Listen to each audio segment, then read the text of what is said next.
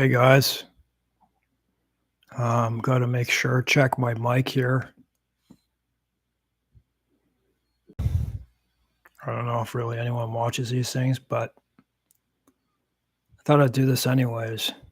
Okay, that's good.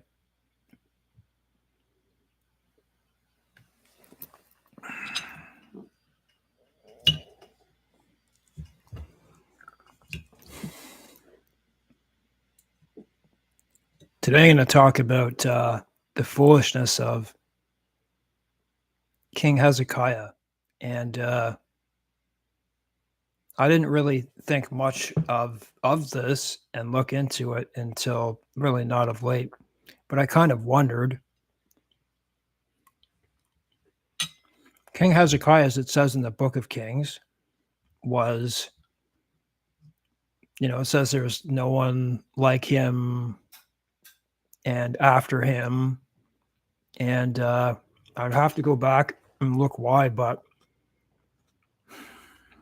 he did, and he like walked in the ways of David and stuff like that, and he was good throughout his life.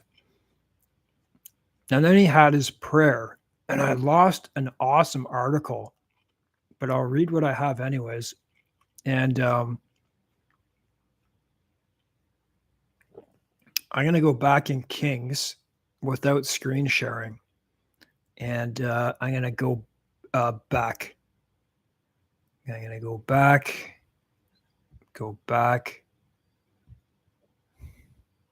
I've been studying the book of Kings.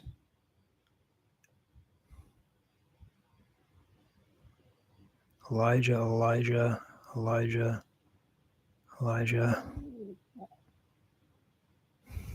I forget exactly where it is, but okay. But let's just talk about this then. So Hezekiah was told, I think it was by Isaiah.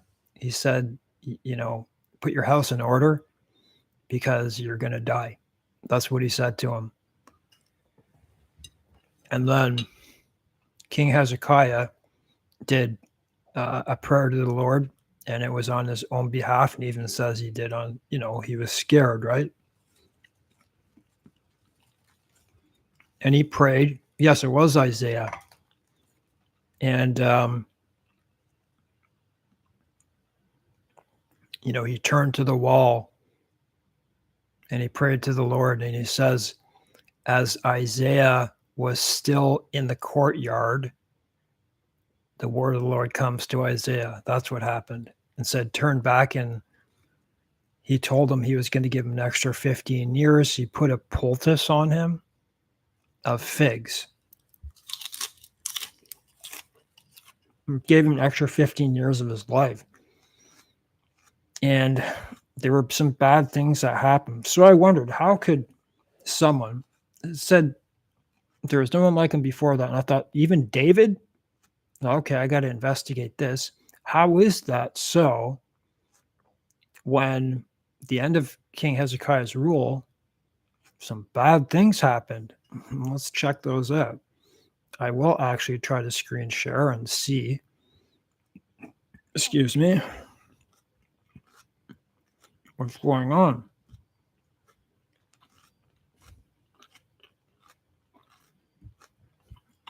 All right, share. No, that's not it. So I'll stop sharing that. Make sure my face is still here. Yes, it is. Where is it?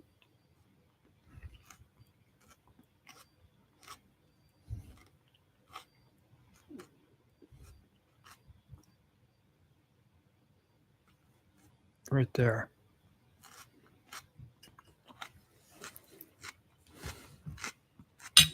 I hope you check out the video that I just did.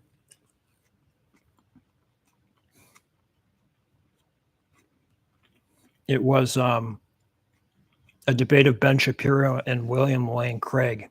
Excellent. You should watch it in its fullness, which is like an hour and 12 minutes or something. It's really good, and Ben Shapiro loses. I'm going to take a little break here, and then I'm going to read this. I haven't read this one, but I'm sure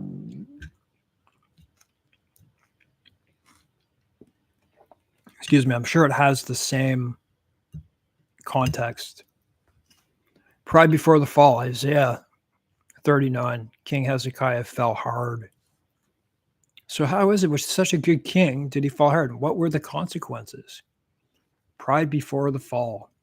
In chapter 39, we see the classic case of pride before the fall.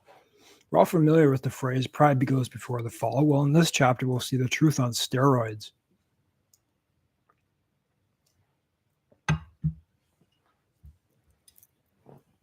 In the previous chapters, Hezekiah is faced with an attacking, sorry guys, that's my throat, Assyrian army. He's also presented with the stunning news that he's going to die. He begs for mercy, which the Lord grants to him. What the king does to repay the Lord's good favor is shocking, to be honest. He was a good king, but he made one of the stupidest mistakes any kings before or after his reign. So they say it's not how your reign was, it's how you finished it. What did you do? What happened? Isaiah told him that there would be severe consequences for his foolish pride. His response to that news was probably the most surprising of all, and that's what stunned me.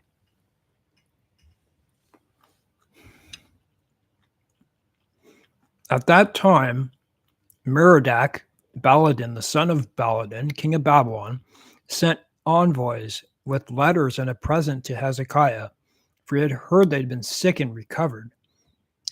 King of Babylon heard he was sick and recovered. He sent ambassadors to Judah to relay a message of thankfulness at the news of his help. The trap was set when the king let the enemy in the front door. So it wasn't anything good.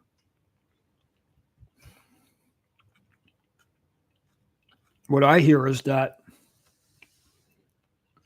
too bad I can't find that, is that at the time, so this is Babylon, this was like, I don't know, wasn't maybe 70 some years before it even happened. They were doing horribly, Babylon was, and they were just looking for friends. But it was ominous, though, because they wanted to learn how to defeat the Assyrians. The Babylonians did. Babylonians believed in like astrology and all that type of stuff. A lot of the stuff we see right now. And Hezekiah welcomed them gladly, and he showed them his treasure house, silver, gold, spices, precious oil, his whole armory, all that was found in the storehouses. There was nothing in his house or in all his realm that Hezekiah did not show them. Imagine that. I can't imagine any king ever did that before him or after. What would cause him to do that? And I thought about that on a walk tonight. Why would he do that? He hadn't done it. Well, I thought to myself, what if you're in such a good place, someone sends to you, you know, you're so happy, you're prideful, and was he in such a happy place about his life, getting 15 extra years? What was it? How could you be so dumb? So he showed them everything. Nothing he didn't show them. They presented themselves as kind and caring. To show his gratitude to the ambassadors, he showed them the greatest treasures of Judah. No doubt they were impressed. It's not wise to show a thief where you keep all your gold. Armory.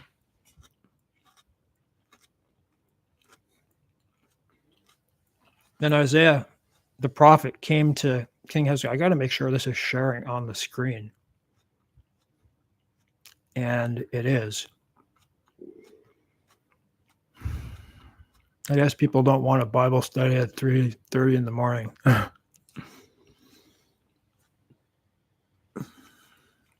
Then Isaiah the prophet came to King Hezekiah and said to him, "What did these men say?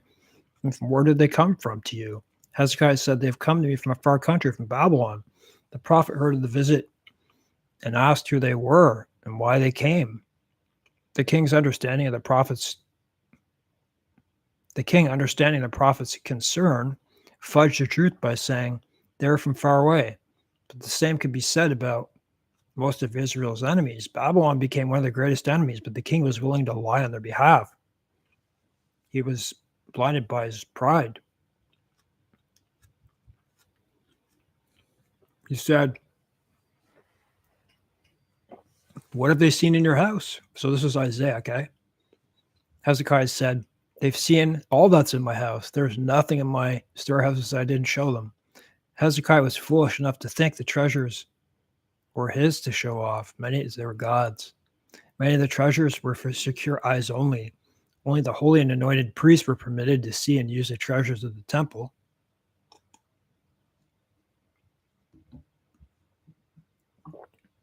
The word holy, I hope my screen's not black because it shows it as, if my screen's black, just bear with me, I'll be back. This is one of the problems that I've been facing. It shows on my screen that it is showing it. I hope my face will come back.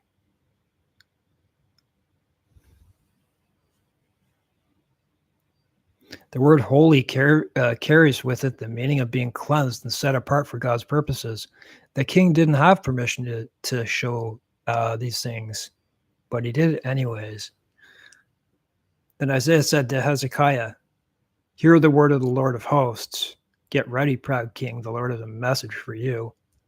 Behold, the days are coming when all that's in your house and all that's in your fathers have stored up till this day shall be carried to Babylon." So you hear this, right? Nothing shall be left, says the Lord. This is just as important as when Saul, tore, was it Saul who tore, the robe? And then all the kingdoms were split into all the tribes. You could say this is just as bad. And that's why I'm reading this, because I thought Hezekiah was this amazing king, and he was.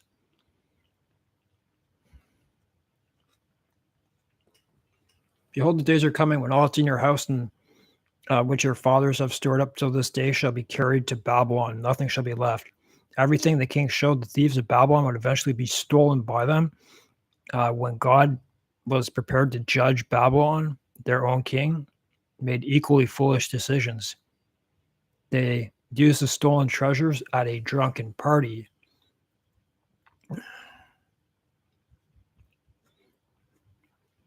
Remember the writing on the wall that only Daniel could read? I think he was really old by then. That's where they get the term writing on the wall. And some of your own sons will come from you, whom you will father shall be taken away. And there shall be eunuchs in the palace of the king of Babylon. I wondered, it was his descendant Daniel, because he was a eunuch, right?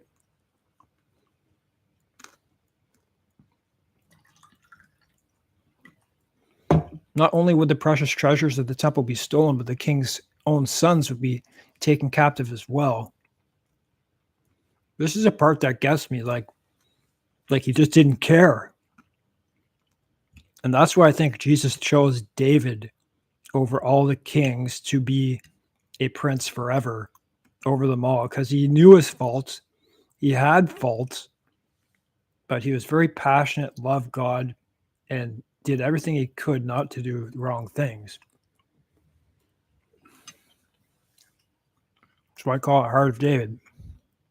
Then Hezekiah said to Isaiah, the word of the Lord that you have spoken is good, for he thought there will be peace and security in my days. Wow. Wow, eh? My family's going to be annihilated, but not in my days, so eat, drink, and be merry, right? In this last verse, we see the depth of the king's pride. As long as he was safe from any harm, he was fine with God's judgment. He didn't seem to shed a tear of concern that his actions would cost his family members their lives and freedoms. I guess it's good to be king until the fall. And so that's it for there. I will stop sharing this screen. I will go back and put my face back up. There it is.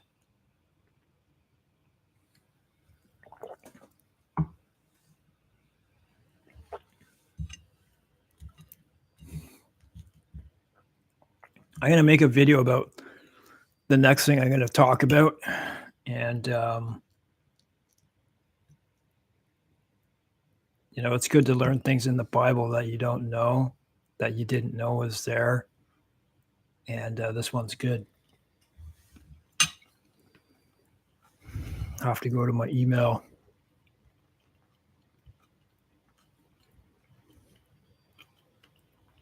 Oh, yes. This is great.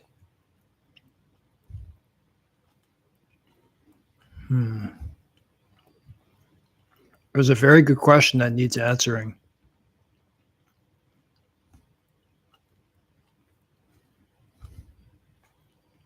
So, in the book of Kings, it says, like right after Elijah went up, you know, into his chariot, and then the mantle was given to Elisha, like his like sweater type stuff.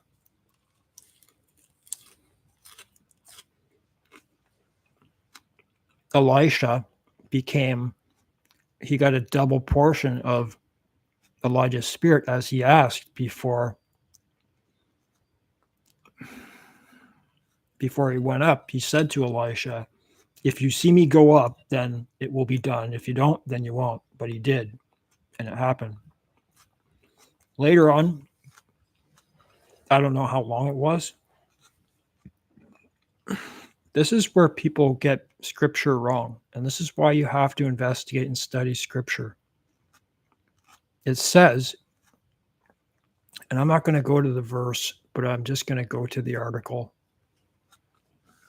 And this really takes people off guard. And this is why people make videos and say, these are the 5 reasons why I don't like the Bible, why I don't believe, because of one of these verses. I heard someone use it once too.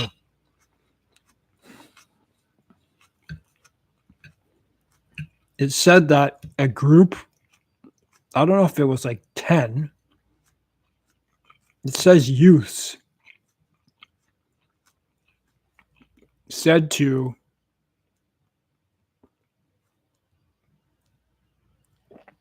Elisha, they started mocking him, saying, go up, you go up, Baldy, go up, Baldy. I never knew what that meant.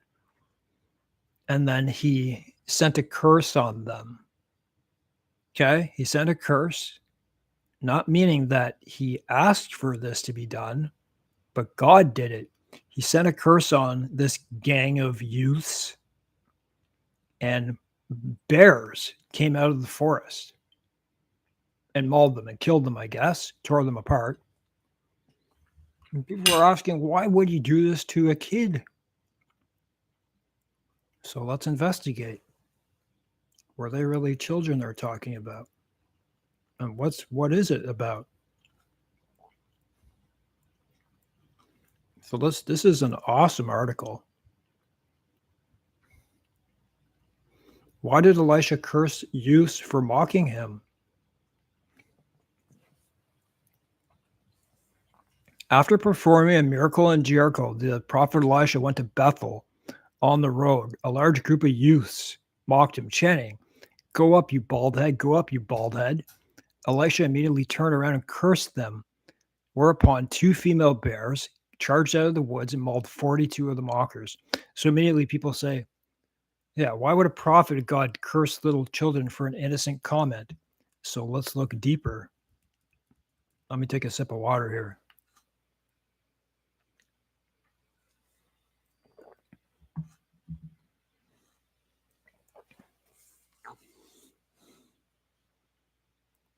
First, the phrase translated little children in the King James Version often has a note in the margin of the text that reads, youth. What does youth mean? Young man or young lad, not children. The phrase is translated youth in the New King James Version. These were boys ranging from late teens to early 20s. So therefore, it was a mob. It was really a mob. And, in those times, that age was considered pretty old. Not by today's standards, man. No. Phrases translated use, the same Hebrew words are used for Isaac, Joseph, and David. I always wondered, how is David just this little thing and defeated Goliath? I figured he had to be a bit older, and they're using the same terminology for this. So he had to be in his later teens, or like 17, 18, 19, 20. Second, they were most likely a gang that had little respect for people, authority, or God's law. They lived in an idolatrous society tainted by corruption and paganism, and had been taught God's law. They would have known that cursing God's prophet was tantamount to cursing God, and therefore punishable by death. So you can imagine the seriousness of this. But it gets worse. Imagine how proper you had to be in those days. The things you had to watch out for.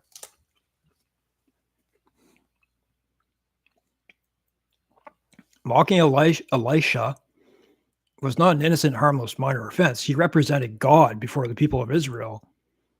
Now he has a double portion of Elijah. Through Elisha cursed the youths, he left their judgment to God. So he didn't ask for that. Some people, I may wonder why saying, "Go up, you bald head," was wrong. And I only understood this yesterday, and this is why I read this. It was wrong because the comment was meant an insult to belittle the prophet. Since Elisha was completely or partially bald, some believe he was old. This wasn't the case. In fact, Elisha was probably 25, just slightly older than those who mocked him. We know approximate age by adding the years between Elijah's translation to heaven and Elisha's eventual death. The phrase "go up" was not speaking of Elisha going up from Bethel, but rather was ridiculing the prophet Elijah's ascension to heaven, which made it much worse. That's like, so imagine them mocking Moses, right? That's how a lot of people died in Israel, by accusing them of such things. A well-known event in Israel, though many doubted its veracity. Thus, young men were jeering Elisha, essentially saying, "Stop tormenting us, leave like Elijah did and get out of here." Elisha turned around, looked at them, and pronounced a curse from the Lord. Immediately, 2 female bears came out of the woods and mauled, ripped them, 42 of the youths apart. Interesting, Moses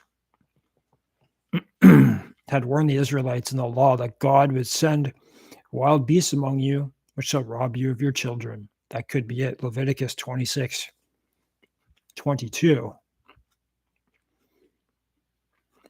I'll also send wild beasts among you, which shall rob you of your children, destroy your livestock, and make you few in number.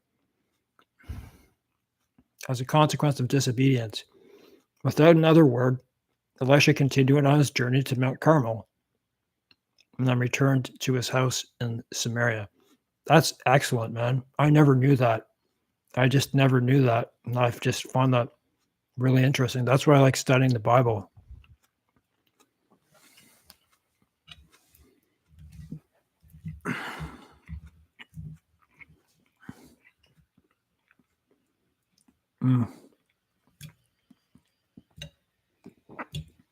Who's on the channel?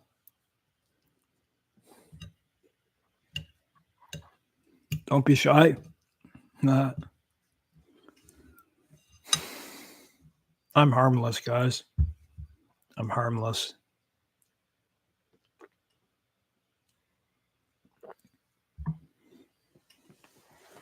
Well,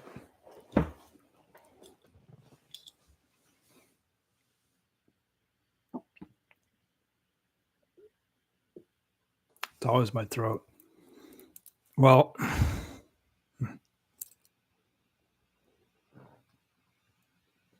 I was hoping to have a bit more of a crowd to speak to, and I know it's early and stuff like that, but I have strange hours. I have like pretty much opposite hours from other people. So I could speak about something else, but I'll probably save that for another time. It's actually really interesting. It's about